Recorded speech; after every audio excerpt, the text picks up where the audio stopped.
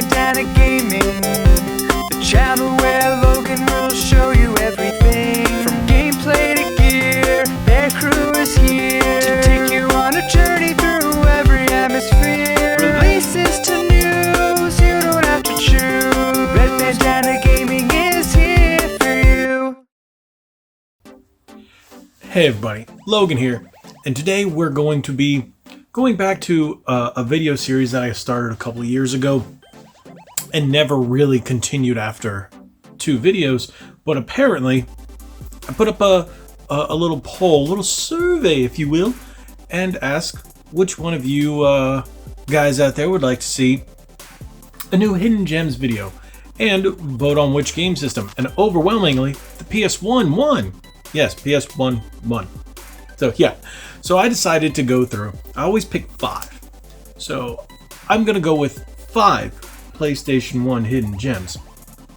Now, I'm going to define Hidden Gems based on a different, oh, it's a great game you've never played. Some aren't great, but you know what? They're worth playing because the nostalgia factor, or basically it marks an era in gaming, or it just has that I can't stop playing feel. Oh yeah, the game could be better. The first one we're going to start with is definitely one of those games. And that's Iron Man, ExoMan War in heavy metal. Now this is back in the 90s when Marvel and comic books used to do all kinds of crossovers. They did that big one with DC called Amalgam, and Marvel versus DC, there was that big one. You'd see all the Image and DC crossovers. You'd see the Wolverine and Bad Rock. You'd see all kinds of the Marvel and DC and Image and Malibu and Valiant. They did all these crossovers. It was big in the 90s. It was kind of, helped make the 90s the pinnacle of comic books, because we know since then, especially now, comic books are trash. So, this being said, this one's not that great, but it's one of those games that you want to keep playing. It has that Donkey Kong Country-esque kind of look to it. It's that pre-rendered look, but you've got Iron Man and ExoMan War. Some of you guys, I'm sure you're familiar with Iron Man, but not ExoMan War. He was a Valiant character from the 90s, very similar to Iron Man in terms of look and power. But in this game, you have those 2 different characters and they pretty much play the same. You do have some interesting moves because it runs on a 2D plane. You can actually shoot the background. You can upgrade your boost, which helps you hover. They both do the same thing. And you can upgrade your blast. Now, there's no music in any of the gameplay, but there are snippets in menus. But this is also one of those type of games that's so frustrating because it doesn't have a game save. It has those stupid password systems. But there's something about it that keeps you wanting to play it. I'm like, I know this game isn't good, but I keep wanting to play it. I keep wanting to play it. I went back to play it again just to refresh my brain for this video. I did that with these games. And I was like, man, this is terrible, but I want to keep playing. And there's something about a game that makes you want to continue to play, which makes it worth it. So this game is definitely one of those. I have it on the Saturn and on the original PlayStation 1, as you can see right here. So next, we will talk about a racing game. Yes, because you guys know I like racing games, but this one's a little different. I don't usually play NASCAR games, but this one's a bit different. Think of a NASCAR game meets a kart racer, and that's Nascar Rumble. For the PS1, the game looks great. It came out in the year 2000, but for some reason only used digital analog pad. So if you're trying to use the PlayStation controller, you can't use the sticks. You can only use the D-pad, which is weird, but you have upgrades. You have, just like any kart racer, but you have all the NASCAR drivers. The only thing is you've got all the license and everything, but they don't have the license to the cars. So you don't have the Chevys, you don't have the Fords, you don't have the Dodge, you don't have the Toyota. You don't have any of those, but you do have regular NASCARs. You have the NASCAR Truck Series, and then you also have what looks like Hot Wheel cars that you can unlock. So the game is fun. It's not the most in-depth racer, but it's a simple kart racer-esque to a NASCAR license overlay. It was fun. It was enjoyable. It was very different than anything we had seen before because you're actually using NASCARs on a track like you would if you're playing a kart racer. This one was really fun. Put out by EA Sports in 2000, like I said. And it was rather just a fun pickup. These games aren't, well, this one isn't that expensive if you decide to look for it today. Next one is an interesting fighting game. You're going to see a theme with these 5 games besides XMen War. And the next one is Evil Zone. Evil Zone is an anime-esque, I don't even know if this was a real anime. I'd never even seen it before. But when I was a kid, I went to Walmart and they had a couple of games for $10. And this was one of the ones that I bought because I was like, hey, it's $10. That's all I have in my pocket. I wanted a new video game. So my mom was like, are you sure? And I was like, yeah, let me get it. At the time, I was like, what is this mess? I'm used to playing Street Fighter and Guilty Gear and Mortal Kombat and stuff like that. And then this one comes along. One button. One attack button. And a block button. So you actually only have 2 buttons. But it's a 3D fighter in which you look like you're on 2D, but you can move back and forth. And each direction gives you a different attack. You have different special moves like you would. You have all these weird counter moves and stuff like that. Throws and grapples and different directions will give you different. So even though you only have one attack button, it's pretty deep. All the characters are very interesting.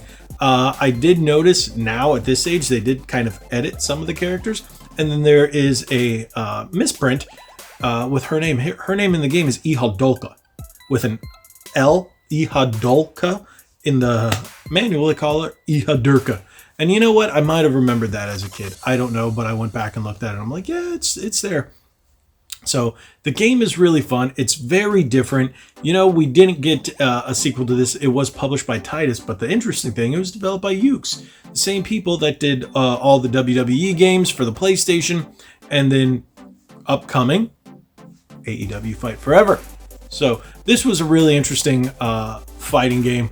I like the over-the-top moves. It was just fun, and when I got it, it was around $10. Today, I think it goes between $20 and $30. I'm not 100% sure because games keep fluctuating by the day, I swear. Next one is a classic, but not too many people played it on the PS1 from my understanding. It was big on the Genesis. That's the first place I played it. And that was Road Rash 3D. Seems like everybody forgot about the Road Rash series. Yeah, my favorite thing, I love the soundtrack on here. It's the first time I ever heard Kid Rock. Yeah. I think this was a 98. It was at the beginning of 98, and I was like, say what? When I originally played it, and then that year I heard Ba What Da Ba and all that other stuff. So oddly enough, that's where I first heard Kid Rock and got me into Kid Rock. But that has nothing to do with the game. The game, you are on motorcycles, and I don't know if you had ever played it on the Genesis or anything like that, but you have bats and chains. You bonk people over the head, knock them off their motorcycles. You can kick them off, and it's about getting from one point to the other point, and any obstacles, beat them up. And it was stupid fun, and it was great, and it was really enjoyable. The character models were a little weird because they were modeled to sit on the bikes, but then you'd have this weird arm that would come out. I don't know. I really enjoyed this game. It's definitely one that I still go back and play from time to time. It's Road Rash 3D, the original one. Like I said, the first time I played it was on the Sega Genesis, but when I got it on the PlayStation, I was like, yep, this is it.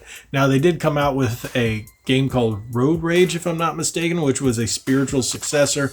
It was like an homage to this, but a very bad homage. It's like, hey, we love Road Rash, but we can't make good games, so we're going to put out this trash. Don't play that one. It was free on PlayStation Plus, but I might have even been free somewhere else. But whatever, don't play it. Play this one. And finally, this video is a little shorter than I thought, just because I'm kind of getting to the point. One of my favorite games of all time for the PlayStation 1 that most people don't know about. It's a fighting game. And it's XMen Mutant Academy. Now, this came out after Activision got the license from Capcom. And the game that I thought this was going to be, I was really skeptical. I was like, But when I got it, it played very, very well. Uses a lot of the moves that Marvel vs. Capcom and all those, the Capcom games used, but you could still play the Marvel vs. Capcoms in the arcade, but for some reason, this is the one that came out on the PlayStation. Because later we'd get Marvel vs. Capcom 2 and all that. I'm not sure how the licensing went at that time, but this one was a fantastic game. Looked great. Came out the same time as the movie, right after the movie, because it has the movie costumes. You know what? It might have been before the movie. I think they released this leading up to the movie. I remember going to get this one. This is my original copy as well. I remember going to get this at Kmart with my mom. I went and I got it. And I was going to buy it, but I think she bought it for me instead. She's like, all right, I'll get it for you. It wasn't, I remember it not being that expensive. It was like maybe 40 bucks. And it was a lot back then. PlayStation game, and it was just fantastic. I love the different costumes. I love the way each character plays. They all fight very well. They later came out with a sequel called Mutant Academy 2. There was also a Game Boy Color version of Mutant Academy, which was terrible. If you go back on the channel a number of years ago, I think from 2019, Lich and I did a playthrough of that game. But yeah, it was terrible. It also spawned the next game, which was after Mutant Academy 2, XMen Next Dimension, which came out on the GameCube, the Xbox, and the PS2, which I do have as well, which was very good, but none of them were as good as Mutant Academy. None of them were bad. It's just they tried to expand on what they did, and they just didn't need to. It's like, hey, just make it look better, just play better. But overall, the games were all still very the same in terms of gameplay. They just added stuff. This was a very good game. I like the characters that they put in. They put in characters that you would not usually see, but I remember they had Forge and stuff like that. But there was a lot of great characters, a lot of good gameplay in this one. So, with that being said, these are my top 5. All right here. So, I wouldn't say just top 5. Let me not say top 5. Let me say 5 hidden gems, because it actually took me a little bit to decide what 5 I was going to choose. I'm sitting in front of my shelf. I have about 100 physical PlayStation 1 games. I do have digital PS1 games on my PS3 and PSP and whatnot, but I'm like, you know what? I'm going to stick to physical. And yes, there's games like Resident Evil 2, Final Fantasy VII, Final Fantasy VIII, Parasite Eve. You know, there's a lot of great games on the PS1. But I decided to talk about some pretty obscure ones, or ones that did not get the recognition that I thought deserved it. Even though, hey, Man ExoMan War is not that great of a game, I'll tell you that. But it's got a charm to it. It's got a charm factor to it. And that, hey, I want to keep playing factor, which is a really big deal to me.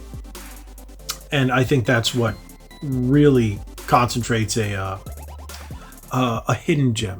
If you want to keep playing it, if it makes you want to play it, flaws or not, all of them can stack up and can say more flaws than positives. But if the game makes you continue want to play, and that's, for me, it does. When I played it on the Saturn and on the PlayStation, they just made me want to keep playing, and I was like, all right, okay, I'm gonna put this down, because there's no save function, so I'm just gonna sit here and play for hours, which there's nothing wrong with. And the thing is, I was doing some research when I played it. I was like, okay, stop.